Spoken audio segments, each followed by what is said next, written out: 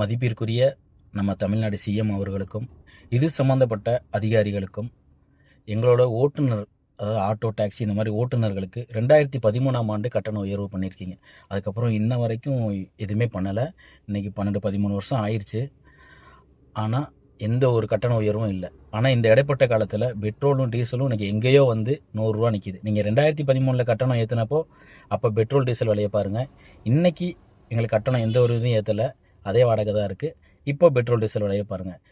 இந்த சுச்சுவேஷன் வந்து எங்களுக்கு ரொம்ப ஒரு கஷ்டமாக இருக்குது. நாங்களும் எத்தனையோ மனு கொடுக்குறது, அங்கங்கே போராட்டங்கள், ஓட்டுநர் சங்கம் மூலிமா அது எல்லாமே ரெஸ்பான்ஸ் பண்ணுறாங்க. ஆனால் நடவடிக்கை முடிவு நல்ல முடிவாக எங்களுக்கு கிடைக்க மாட்டேங்குது. தயவு செஞ்சு ஐயா, எங்களுக்கு நார்மலாக ப்ராப்பராக இன்றைக்கி இருக்கிற பெட்ரோல் டீசல் விலைக்கு என்ன வாடகை வருமோ அது எங்களுக்கு பண்ணி கொடுங்க. இவ்வளோ தான் வேணும், அவ்வளோதான் வேணும், நாங்கள் எதுவுமே அநியாயமாலாம் கேட்கல. என்ன வேணுமோ அதை தயவு செஞ்சு பண்ணி கொடுங்க. நம்பி தான் இந்த வீடியோ போடுறோம். நான் என்னோடய தனிப்பட்ட வாய்ஸ் தான், ஆனால் எல்லாத்தோட ஓட்டுநர்களோட எண்ணமும் இதாக தான் இருக்கும். நான் நம்பி தான் இந்த வாய்ஸ் நான் போடுறேன். தேங்க்யூ.